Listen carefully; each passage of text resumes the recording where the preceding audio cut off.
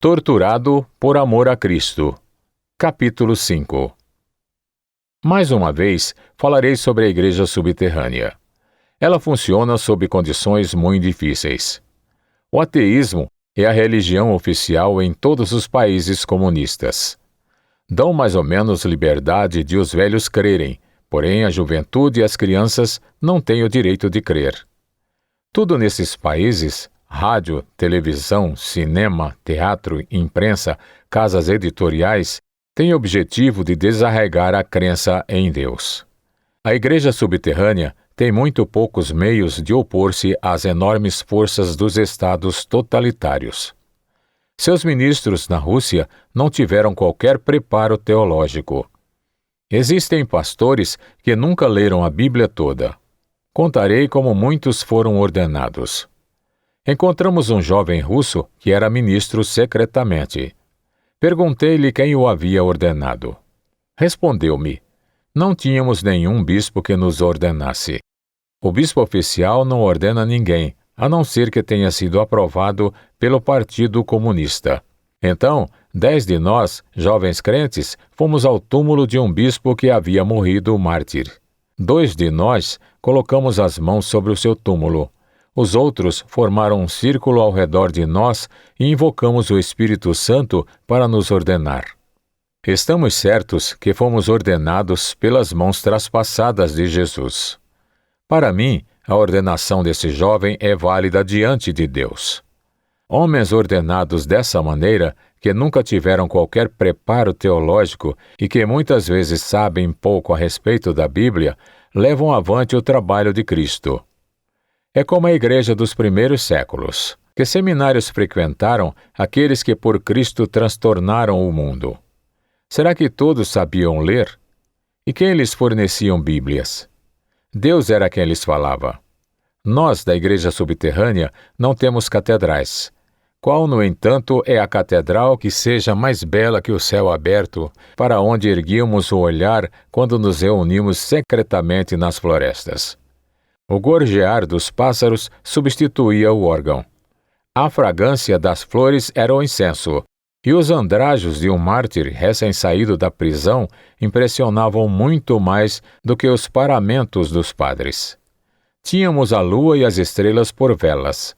Os anjos eram nossos acólitos que as acendiam. Jamais poderei descrever a beleza dessa igreja. Frequentemente, depois de um culto secreto, crentes são capturados e levados aos cárceres. Ali, usam grilhões com a mesma alegria de uma noiva que ostente uma joia preciosa recebida do seu amado. As águas no cárcere são tranquilas. Recebem-se ali os beijos e os abraços do Senhor. Jamais trocaríamos esses lugares pelos aposentos dos reis. Só tenho encontrado crentes verdadeiramente jubilosos na Bíblia, na igreja subterrânea e na prisão. A igreja subterrânea é oprimida, entretanto tem muitos amigos. Até entre aqueles da polícia secreta e até entre os membros do governo. Algumas vezes, tais crentes secretos protegem a igreja subterrânea. Recentemente, jornais russos reclamaram contra o número sempre maior de não-crentes só na aparência. Estes, explicava a imprensa russa, são um sem número de homens e mulheres que trabalham nos vários escalões do poder comunista. Nas repartições do governo, nos departamentos de propaganda e em todo lugar, que aparentemente são comunistas, porém, intimamente são crentes ocultos e membros da igreja subterrânea. A imprensa comunista contou a história de uma jovem que trabalhava no departamento de propaganda do governo. Depois do trabalho, ia para o seu apartamento e ali se encontrava com o esposo que voltava do trabalho. Depois do jantar, ela e o marido reuniam um grupo de jovens dos outros apartamentos do mesmo edifício e faziam secretamente estudos bíblicos e reuniões de oração. Isso está acontecendo em todo o mundo comunista. Dezenas de milhares de tais não-crentes só na aparência existem em todos os países do bloco comunista. Pensam ser mais prudentes não assistir às reuniões nas igrejas de fantasia, onde seriam vigiados e ouviram apenas um evangelho de água açucarada. Em lugar disso, permanecem nas posições de responsabilidade que ocupam, onde testemunham de Cristo sossegada e eficientemente. A fiel Igreja Subterrânea tem milhares de membros em tais posições. Promovem reuniões secretas em porões, sótãos, apartamentos e lares. Na Rússia, ninguém lembra mais os argumentos a favor ou contra o batismo de crianças ou adultos, nem a favor nem contra a infalibilidade papal. Não são pré- nem pós-milenistas. Não são capazes de interpretar profecias, nem discutem sobre elas, porém, muitas vezes fiquei pasmado ante a facilidade com que podiam provar aos ateus a existência de Deus. Suas respostas aos ateus são simples. Se vocês fossem convidados a uma festa onde houvesse todos os tipos de boas iguarias, creriam que ninguém as havia preparado? Ora, a natureza é um banquete preparado para nós. Temos tomates, pêssegos, maçãs, leite e mel. Quem preparou estas coisas para a humanidade? A natureza é cega. Se vocês não creem em Deus, como explicam que a natureza cega conseguiu preparar exatamente as coisas que necessitamos com tanta abundância e variedade? Podem provar que existe a vida eterna. Ouvi um deles argumentando com um ateu.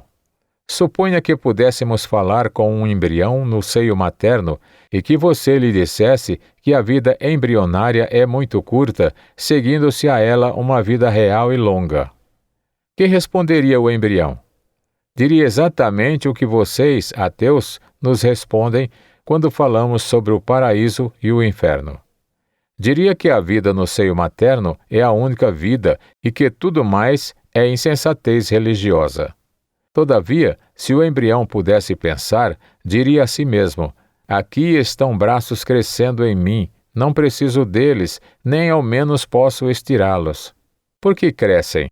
Provavelmente para um futuro estágio em minha existência, no qual terei de trabalhar com eles. As pernas crescem, mas tenho de conservá-las dobradas sobre o peito.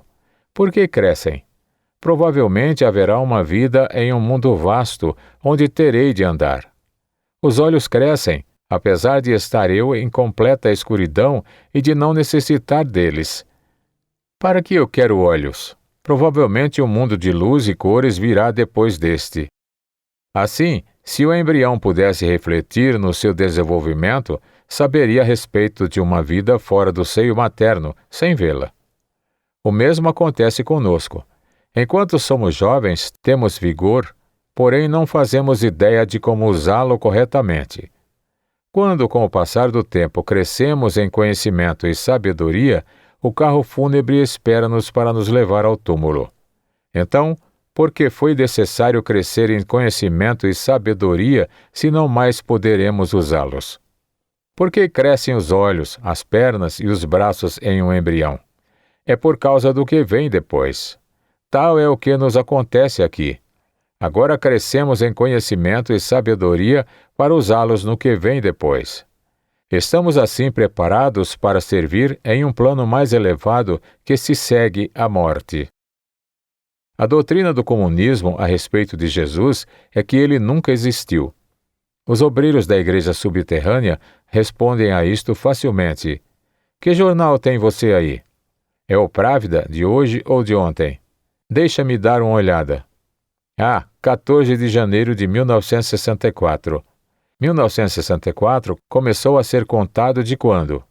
A partir daquele que nunca existiu e nada fez? Você diz que ele nunca existiu, mas você conta os anos a partir do nascimento dele. O tempo existiu antes dele, porém, quando ele veio, pareceu à humanidade que o que existiu antes tinha sido nulo, e que o verdadeiro tempo só começou agora. Seu jornal comunista é uma prova de que Jesus não é uma ficção. Os pastores do Ocidente usualmente consideram que aqueles que estão nas igrejas são realmente convencidos das principais verdades do cristianismo, o que na realidade não acontece. Vocês raramente ouvem um sermão provando a veracidade de nossa fé.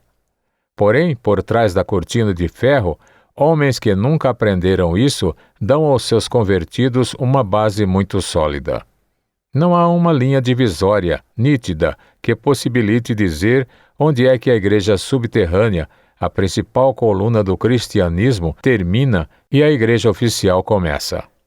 Elas são interligadas. Muitos pastores das igrejas de fantasia realizam um ministério secreto paralelo, indo muito além das limitações impostas sobre eles pelos comunistas. A igreja oficial, igreja dos que colaboram com os comunistas, tem uma longa história. Começou imediatamente depois da Revolução Socialista Russa com a Igreja Viva, dirigida por um padre chamado Sérgio. Essa Igreja Viva proclamou abertamente naquele tempo em Moscou: nossa intenção não é reconstruir a igreja, porém aboli-la e erradicar toda religião. Belo programa para uma igreja. Em todos os países temos tido Sérgios assim. Na Hungria, entre os católicos, foi o padre Balog. Ele e alguns ministros protestantes ajudaram os comunistas a assumir todo o controle do Estado.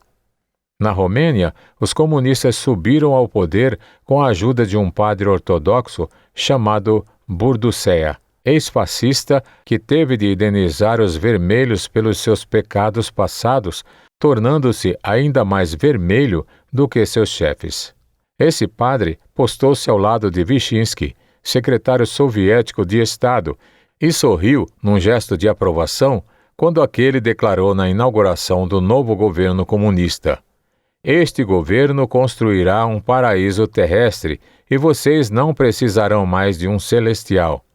Quanto ao arcebispo Nikodin, da Rússia, está registrado que ele é o informante em favor do governo. O major Deriabin, desertor da polícia secreta russa, testificou que Nikodin fora seu agente. Esta é a situação em quase todas as denominações. A atual liderança dos batistas da Romênia foi imposta pela força. Ela denuncia os verdadeiros crentes. Na Rússia, a liderança dos batistas faz o mesmo. O presidente dos adventistas romenos, Tachiti, disse-me que fora o informante da polícia secreta comunista desde o primeiro dia em que os comunistas subiram ao poder. Em lugar de fechar todas as igrejas, apesar de terem fechado muitos milhares, os comunistas astutamente decidiram permitir que algumas simbólicas igrejas oficiais permanecessem abertas e usá-las como janelas, através das quais pudessem observar, controlar e eventualmente destruir os cristãos e o cristianismo. Decidiram que seria melhor deixar que existisse a estrutura da igreja e transformá-la em instrumento comunista para a fiscalização dos cristãos e um meio de iludir aqueles que visitam as terras deles. Ofereceram-me uma dessas igrejas sob a condição de que, como pastor, prestasse informação à polícia secreta sobre os meus paroquianos. Parece que os ocidentais não podem entender isto. A igreja subterrânea, porém, nunca aceitaria igrejas simbólicas e dirigidas como substitutas de um evangelismo que tenha sentido, seja eficaz e que tenha por alvo toda a criatura, inclusive a mocidade. Nas igrejas oficiais, porém, há uma real vida espiritual a despeito de muitos líderes e traidores. Tenho a impressão de que em muitas igrejas do Ocidente a situação é semelhante. As congregações são fiéis, algumas vezes, não por causa, mas a despeito dos seus líderes preeminentes. A liturgia ortodoxa tem permanecido a mesma. Ela alimenta o coração dos membros de suas igrejas, mesmo que os sermões bajulem os comunistas. Os luteranos, presbiterianos e outros protestantes cantam os mesmos hinos antigos. E então, mesmo os sermões dos informantes têm de conter algo das Escrituras. O povo converte-se sob a influência de homens que se sabe de antemão serem traidores e que relatarão à polícia secreta tais conversões. Os convertidos têm de ocultar sua fé daqueles que lhe a transmitiram através dos seus sermões corrompidos. Este é o grande milagre de Deus, descrito no livro de Levítico, capítulo 11, em linguagem simbólica. Se dos seus cadáveres, dos quais, segundo a lei mosaica, contaminavam, cair alguma coisa sobre alguma semente de semear, esta será limpa. A honestidade obriga-nos outro sim a dizer que nem todos os líderes da igreja oficial, nem mesmo todos os seus oficiais mais graduados, são homens a serviço dos comunistas.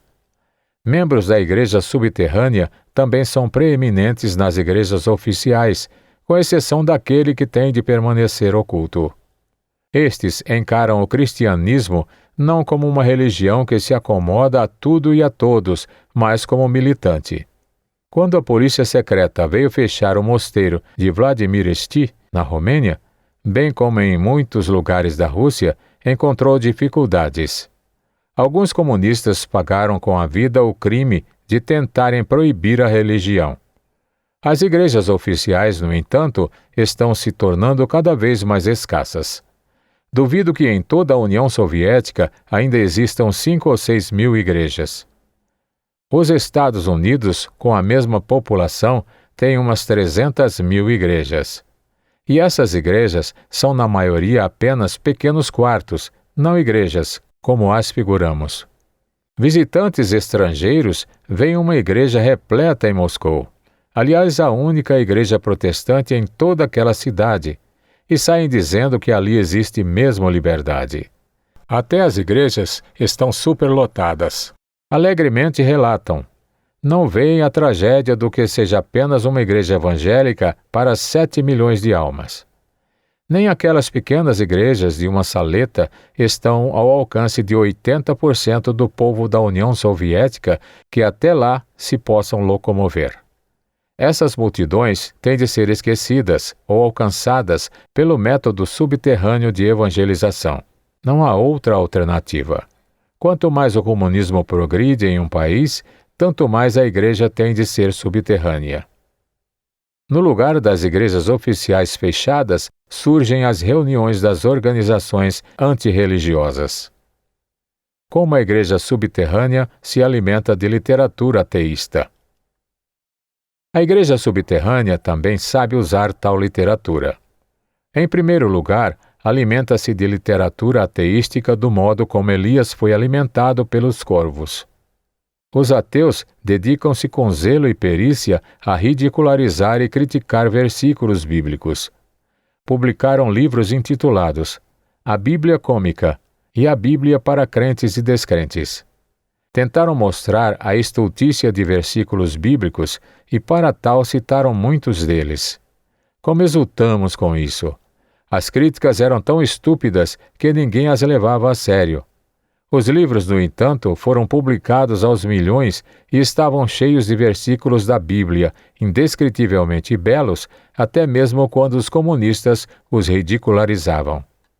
No passado, hereges condenados à fogueira pela Inquisição eram levados ao suplício em procissão, vestidos com as roupas mais ridículas, nas quais se viam desenhos do fogo do inferno e de demônios. E que santos não eram tais hereges! De igual modo, os versículos bíblicos continuam sendo verdadeiros, ainda que o diabo os cite. A casa publicadora comunista rejubilou-se muito ao receber milhares de cartas em que se pedia a reedição de livros ateus que contivessem citações bíblicas e as ridicularizassem. Não sabiam os editores que tais cartas vinham da igreja subterrânea que não tinha outra oportunidade de adquirir as escrituras. Outros sim, sabíamos bem como usar as reuniões dos ateus. Um professor de comunismo demonstrou em uma reunião que Jesus não passava de um mágico. Tinha à sua frente um vaso com água, misturou um pó na água e esta se tornou vermelha. Aqui está todo aquele milagre, explicou. Jesus escondera nas mangas de suas vestes um pó como este e então pretendeu ter transformado a água em vinho miraculosamente. Eu, porém, faço ainda melhor do que Jesus. Posso transformar o vinho em água outra vez. E colocou outro pó no líquido. Este se tornou branco. Depois outro pó e o líquido ficou vermelho novamente. Um crente levantou-se e disse: Você nos espantou, camarada professor, com o que pôde fazer. Pediríamos apenas uma coisa a mais. Beba um pouco do seu vinho.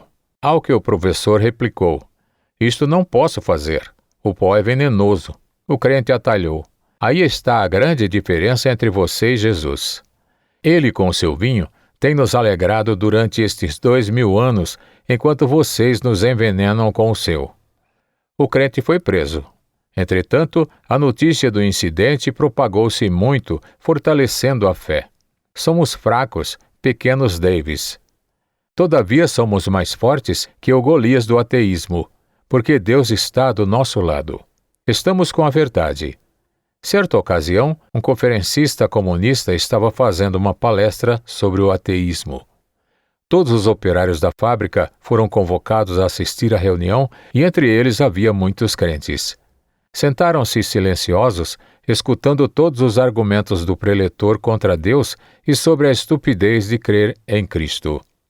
O preletor passou a provar que não existia Deus, nem mundo espiritual, nem Cristo, nem vida futura. O homem é apenas matéria sem alma.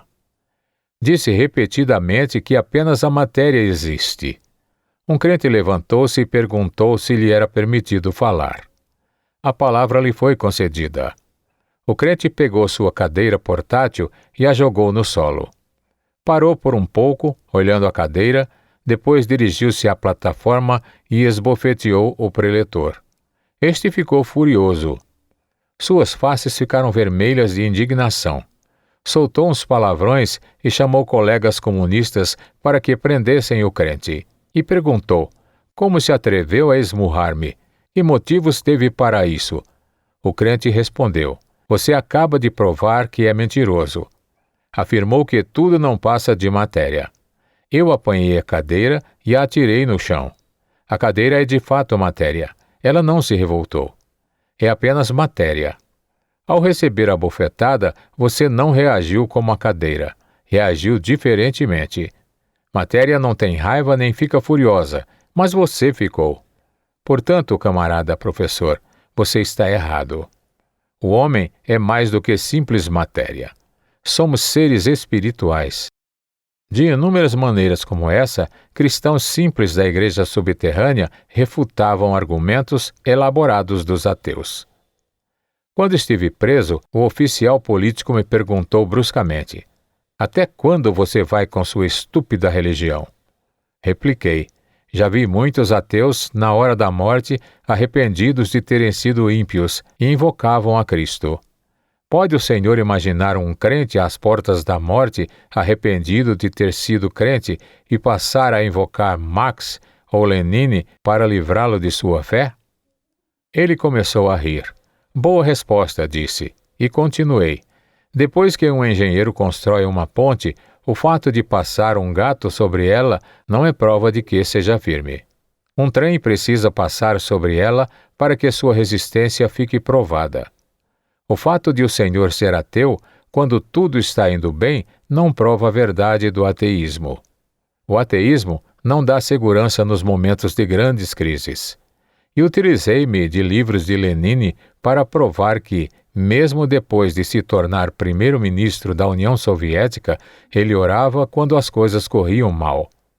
Estamos tranquilos e podemos calmamente aguardar o desenrolar dos acontecimentos. São os comunistas que não estão tranquilos e por isso lançam novas campanhas antirreligiosas. Com isto, provam o que Santo Agostinho afirmou: Inquieto está o coração, até que descanse em ti. Porque até os comunistas podem ser conquistados. A igreja subterrânea, se for ajudada por vocês, cristãos livres, ganhará os corações dos comunistas e mudará a face do mundo. Ganhá-los-á porque não é de acordo com a natureza ser comunista. Até um cachorro deseja possuir o seu osso. Os corações dos comunistas rebelam-se contra o papel que têm de desempenhar e os absurdos em que têm de crer. Quando alguns comunistas afirmam que a matéria é tudo, que somos um punhado de substâncias químicas organizadas em determinado feitio e que depois da morte seremos outra vez sais e minerais, basta perguntar-lhes: Como é então que comunistas em tantos países dão suas vidas por seus ideais? Poderia um punhado de substâncias químicas ter ideais? Podem minerais sacrificar-se pelo bem de outros? A isto não tem resposta. E que dizer da brutalidade? Os homens não foram criados brutos e não suportam ser brutos por muito tempo. Vimos isso no desmoronamento dos líderes nazistas, alguns dos quais se suicidaram, enquanto outros se arrependeram e confessaram seus crimes. Há algo positivo na grande quantidade de alcoólatras existentes nos países comunistas. É que eles anseiam por uma vida mais desafogada que o comunismo não pode dar. O russo comum é pessoa de vida profunda, de amplo coração e generosidade. O comunismo é leviano, de pouca profundidade superficial. O russo procura buscá-la no álcool, expressa no alcoolismo seu horror à vida brutal, enganosa, simulada, que tem de viver. Por um pouco de tempo, o álcool o liberta, como para sempre lhe faria a verdade se a pudesse conhecer. Em Bucareste, durante a ocupação russa, certa vez senti um impulso irresistível de entrar em uma taverna. Chamei minha esposa para me acompanhar. Ao entrar, vi um capitão russo de fuzil à mão, ameaçando todo mundo e pedindo mais bebida. Esta lhe havia sido negada porque já estava muito embriagado. O pessoal estava em pânico. Fui ao proprietário, que me conhecia, e lhe pedi que desse bebida ao capitão, prometendo que me sentaria com ele à mesa para mantê-lo quieto. Garrafas de vinho, uma após outra, foram postas em nossa mesa. Nesta havia 3 copos. O capitão delicadamente enchia os 3 e bebia-os. Eu e minha esposa não bebemos. Apesar de seu estado de embriaguez, sua mente trabalhava. Habituara-se a beber. Falei-lhe a respeito de Cristo e ele prestou atenção como eu não o esperava. No fim ele disse: "Agora que você me disse quem é, eu lhe direi quem sou. Sou um padre ortodoxo, dos primeiros que negaram a fé, quando a grande perseguição ao templo de Stalin começou, lá de vila em vila, para fazer palestras e dizer que não existia Deus e que como padre houvera sido um enganador. Sou um enganador, como o são todos os outros ministros. Dizia-lhes: fui muito acatado por meu zelo e dessa forma tornei-me oficial da polícia secreta. Deus me castigou, fazendo que com estas mãos matasse cristãos depois de havê-los torturado. Agora bebo assim para esquecer o que fiz. Mas é inútil. Muitos comunistas suicidam-se. Assim fizeram os seus maiores poetas, Essenin e Mayakovsky. Suicidou-se também seu grande escritor, Fadiv. Havia concluído sua novela intitulada Felicidade, na qual explicava que felicidade consiste em trabalhar incessantemente pelo comunismo. Ele próprio se sentia tão feliz nesse trabalho incessante que se suicidou com um tiro depois de concluir a novela. Foi demasiado difícil para sua alma suportar tão grande mentira. Joseph Tonklin, notáveis líderes comunistas e lutadores pró-comunismo nos dias dos czares, não suportaram ver o que na realidade é esse sistema. Eles também findaram suicidando-se. Os comunistas são infelizes, mesmo os seus grandes ditadores. Que infeliz era Stalin! Depois de matar quase todos os seus antigos camaradas, constantemente vivia com medo de ser envenenado ou assassinado. Tinha 8 quartos de dormir, que podiam ser trancados à maneira das casas fortes dos bancos. Ninguém sabia em qual desses quartos ele dormia em determinada noite. Não comia nunca sem que o cozinheiro provasse o alimento em sua presença. O comunismo não faz ninguém feliz, nem mesmo os seus ditadores. Eles necessitam de Cristo. Derrotando o comunismo, libertaremos não apenas as suas vítimas, senão também os próprios comunistas. A Igreja Subterrânea representa a mais profunda necessidade de nossos povos escravizados. Ajudem-na. A característica da Igreja Subterrânea é o seu zelo pela fé. Um ministro que se disfarça sob o nome de Jorge conta em seu livro Subterrâneo de Deus o seguinte incidente. Um capitão do exército russo dirigiu-se a um ministro na Hungria e pediu para falar-lhe a sós. Era muito moço, estouvado e muito seguro de sua função de conquistador. Conduzido a uma pequena sala de conferências e fechada a porta, deu sinal com a cabeça em direção à cruz que pendia da parede. Você sabe que aquilo é uma mentira, disse ao ministro. É apenas uma impostura que vocês ministros usam para iludir os pobres e tornar mais fácil aos ricos conservá-los na ignorância. Vamos, estamos sozinhos. Declare-me se não é verdade que você nunca realmente creu que Jesus Cristo era o Filho de Deus. O ministro sorriu. Mas, meu pobre rapaz, com certeza eu creio. Isso é verdade. Não quero brincadeira, berrou o capitão. Isto é sério. Não ria de mim. Tirou o revólver e o colocou junto ao corpo do ministro. Se você não admitir que isso é mentira, eu atiro. Eu não posso admiti-lo, porque não é verdade. Nosso Senhor é real e verdadeiramente o Filho de Deus, disse o ministro. O capitão atirou o revólver no chão e abraçou o homem de Deus. Lágrimas corriam dos seus olhos. É verdade, exclamou ele. É verdade. Eu creio também, mas não tinha certeza de que pessoas morressem por esta fé. Até que eu descobri por mim mesmo. Oh, muito obrigado. Você fortaleceu a minha fé. Agora eu também posso morrer por Cristo. Você me mostrou como. Conheci outros casos semelhantes. Quando os russos ocuparam a Romênia, 2 soldados armados entraram em uma igreja conduzindo seus fuzis. Disseram: não cremos na vossa fé. Aqueles que não a deixarem imediatamente serão fuzilados.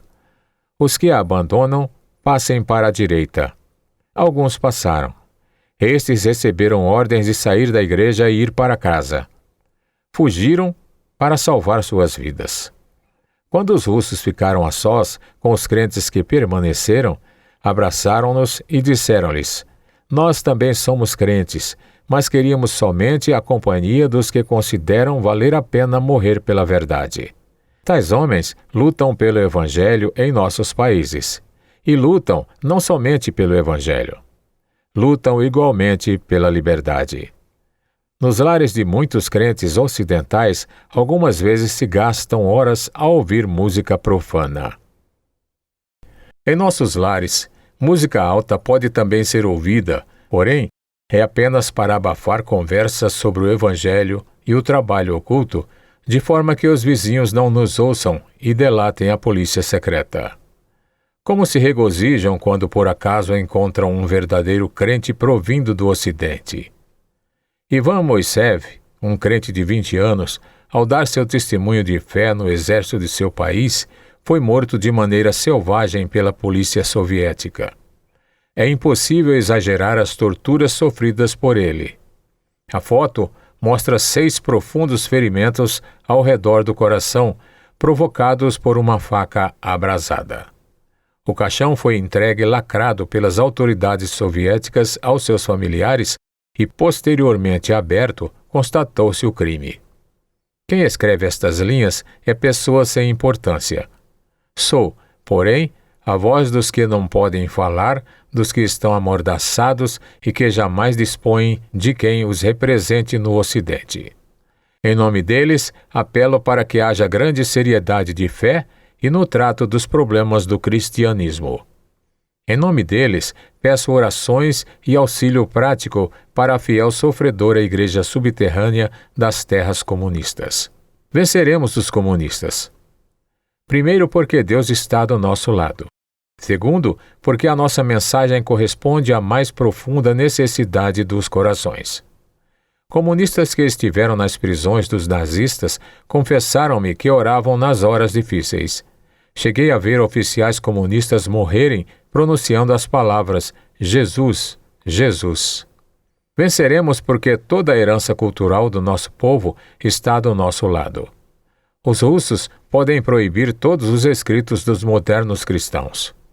Há, porém, os livros de Tolstói e Dostoiévski. O povo acha a luz do Evangelho neles. Da mesma forma, se dá com Goethe, na Alemanha Oriental, Sienkiewicz, na Polônia e outros. O maior escritor romeno foi Sadoveanu. Os comunistas publicaram o seu livro, A Vida dos Santos, sob o título A Lenda dos Santos. Entretanto, mesmo sob esse título, o exemplo da vida dos santos inspira. Eles não podem excluir as reproduções de Rafael, Miguel Ângelo, Leonardo da Vinci, da história das artes. Esses quadros falam de Cristo. Quando falo com um comunista sobre Cristo, as profundas necessidades espirituais de seu coração são minhas aliadas, minhas ajudantes. A maior dificuldade para ele é não responder aos meus argumentos. Sua grande dificuldade é acalmar a voz de sua própria consciência, que está ao meu lado. Pessoalmente, conheci professores de marxismo que antes de fazerem uma conferência ateística, oravam a Deus para que os ajudasse a fazê-la. Conheço comunistas que iam longe para assistir a uma reunião secreta. Ao serem descobertos, negavam terem estado lá. Depois, choravam lamentando não terem tido a coragem de ficar firmes na fé que os compelira a assistir à reunião. Eles também são homens. Uma vez que o indivíduo chega à fé, mesmo fé muito primária, esta se desenvolve e cresce.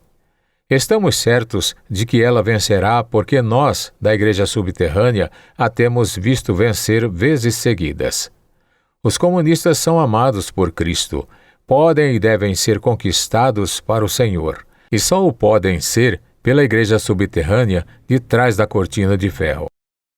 Quem quer que deseje satisfazer os anseios do coração de Cristo pela salvação das almas de toda a humanidade, deve sustentar a Igreja Subterrânea em seu trabalho. Jesus disse, ensinai todas as nações. Ele não disse, parai diante da cortina de ferro. Fidelidade a Deus e a grande comissão compelem-nos a atravessar essa cortina e a alcançar 1 em cada 3 homens vivos escravizados ao comunismo. Podemos alcançá-los trabalhando com a Igreja Subterrânea que já se encontra lá. 3 grupos constituem a Igreja Subterrânea. Primeiro, pastores e ministros destituídos pelo comunismo. Há 3 grupos que compõem a Igreja Subterrânea nos países comunistas. O primeiro é constituído de milhares e milhares de ex-pastores e ministros destituídos de suas igrejas e afastados de seus rebanhos porque não quiseram comprometer o Evangelho. Muitos de tais ex-pastores e ministros têm estado presos durante anos e torturados por sua fé. Foram libertados e imediatamente retornaram ao seu ministério, secreta e efetivamente ministrado na Igreja Subterrânea. Posto que os comunistas fechassem as suas igrejas ou os substituíssem por ministros de maior confiança, continuam o seu ministério mais eficientemente do que nunca, ministrando secretamente em reuniões ocultas, em celeiros, sótãos, porões, em capinzais à noite ou em qualquer lugar onde os crentes possam se reunir secretamente. Tais homens são mártires vivos que não interromperão seu ministério e que se arriscam a outras torturas e prisões. Segundo, a Igreja Leiga. A segunda parte constituinte da Igreja Subterrânea é o vasto exército de homens e mulheres consagrados. Deve ser entendido que na Rússia ou na China não há cristãos nominais, de coração dividido, ou mornos. O preço que eles pagam é grande demais. O outro ponto a lembrar é que a perseguição sempre produziu melhores crentes. Dão seu testemunho e ganham almas. A perseguição comunista tem sido um tiro pela culatra. Tem produzido crentes sérios e consagrados como raramente se vê nos países livres. Esse povo não pode entender como alguém é crente sem desejar conquistar cada alma que encontra.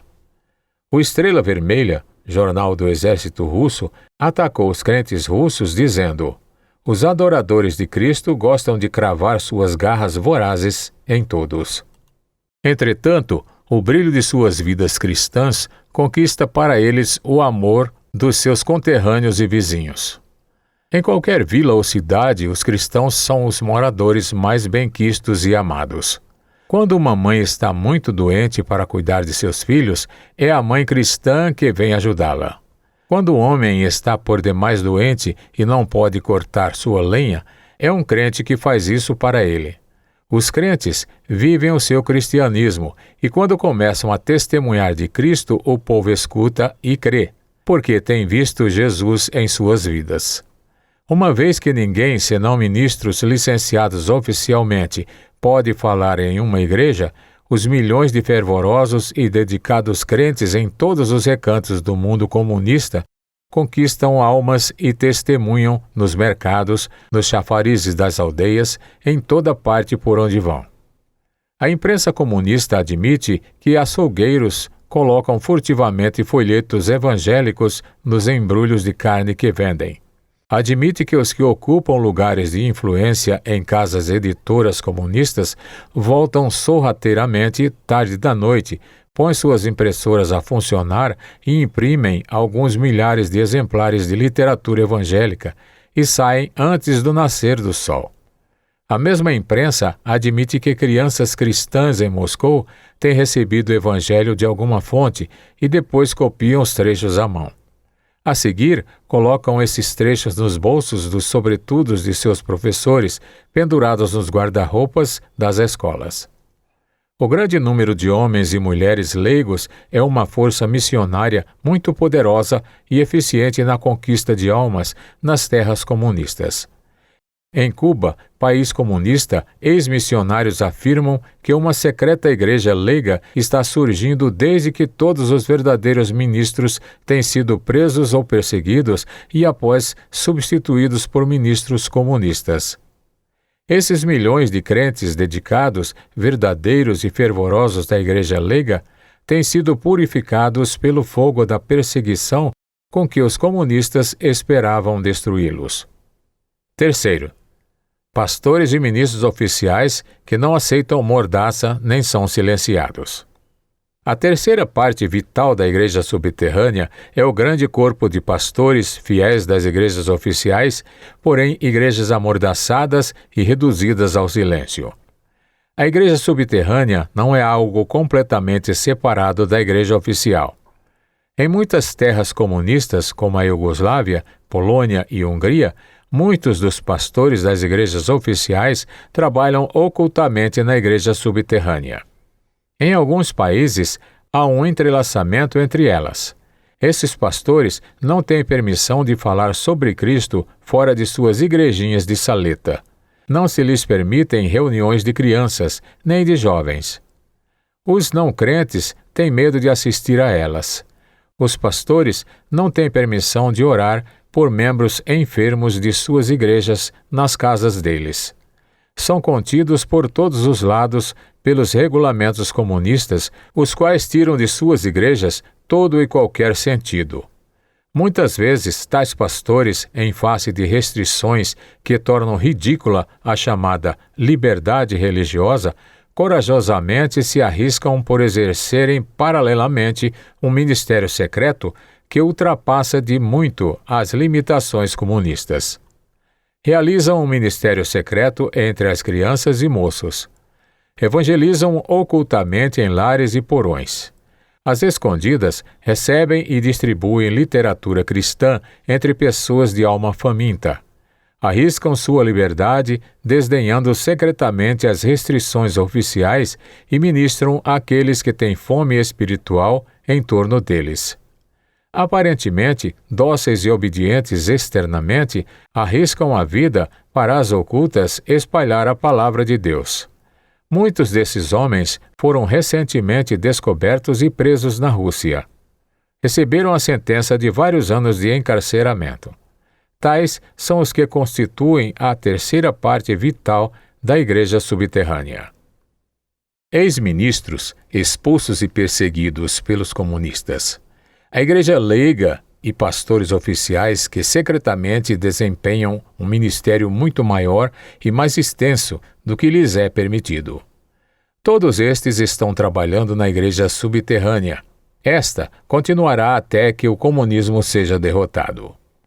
Em alguns lugares, uma parte é mais ativa do que a outra. Porém, todas trabalham por Cristo com grande risco. Um homem que frequentemente viaja por terras comunistas e que é muito interessado em assuntos religiosos, ao voltar de uma de suas viagens, escreveu que nunca encontrou nenhuma igreja subterrânea. É como viajar pela África Central entre as tribos não educadas e voltar dizendo: procurei diligentemente.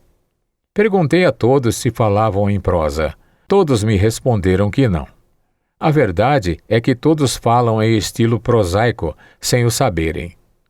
Os cristãos das primeiras décadas também não sabiam que eram cristãos. Se alguém lhes perguntasse sobre sua religião, teriam respondido que eram judeus, israelitas, crentes em Jesus como Messias, irmãos, santos, filhos de Deus. O nome cristão foi-lhe aplicado por outros muito tempo depois e pela primeira vez em Antioquia. Nenhum dos seguidores de Lutero sabia que era luterano. O próprio Lutero protestou com veemência contra essa designação. Igreja subterrânea é nome dado pelos comunistas, bem como por pesquisadores ocidentais da situação religiosa nos países comunistas. Há uma organização secreta formada espontaneamente em todas as terras comunistas. Os membros da Igreja Subterrânea não chamam sua organização por este nome. Chamam-se de cristãos, crentes, filhos de Deus. Realizam, porém, um trabalho subterrâneo. Reúnem-se secretamente, divulgam o Evangelho em reuniões clandestinas, às quais algumas vezes assistem estrangeiros. Os mesmos que negam ter visto a igreja subterrânea. É o nome adequado dado pelos adversários e por aqueles que olham com amor do lado de fora para esta maravilhosa organização secreta. O leitor pode viajar durante anos pelo Ocidente e nunca encontrar uma rede de espiões soviéticos, o que não significa que ela não existe. Apenas ela não é tão estúpida para se apresentar a viajantes curiosos. Citarei, no capítulo seguinte, alguns trechos da imprensa soviética que provam a existência e crescente importância desta corajosa igreja subterrânea.